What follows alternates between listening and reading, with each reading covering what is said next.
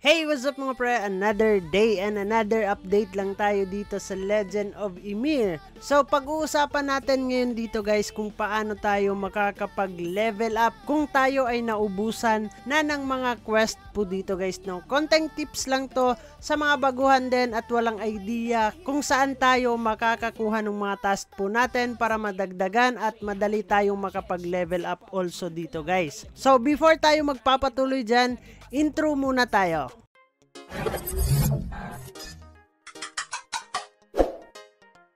So guys, kung andito tayo sa loob ng game po nila and then nakikita nyo po dito sa akin guys is kailangan ko pang makareach ng level 30 bago ako magkakaroon na naman ng panibagong task po dito or quest nila guys, no.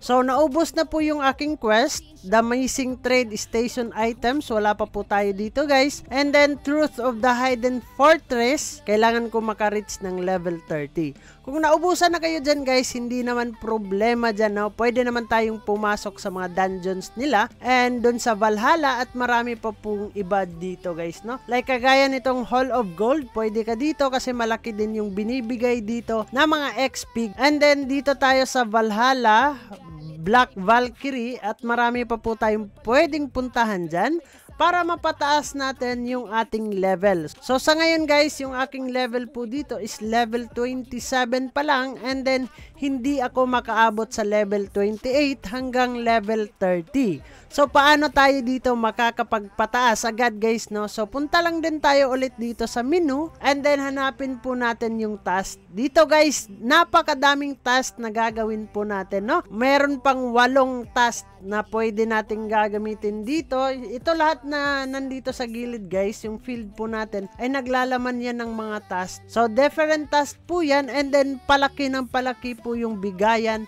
ng kanilang XP po dito. Meron din dito guys veteran, malaki na din yung binibigay dito na mga XP also. So pwede nating i-accept to lahat kung kakayanin natin guys, depende po yan sa inyo.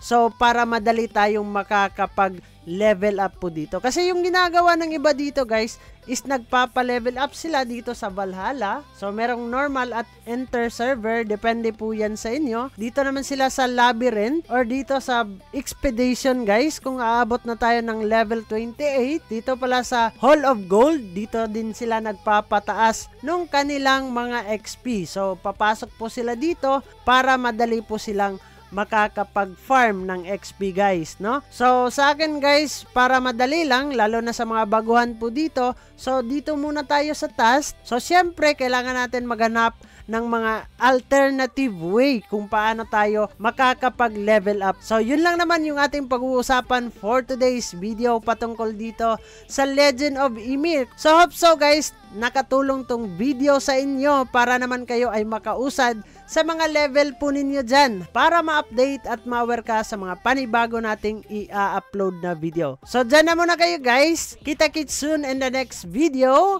Mag-ingat tayong lahat and bye-bye! Trash talk, kanya-kanyang tira pero di siya natitinag. Kahit puro ingay, dong mayabang yan ang sigaw ng barangay. Di mo siya matitinag sa lobby, palaging bida, yabang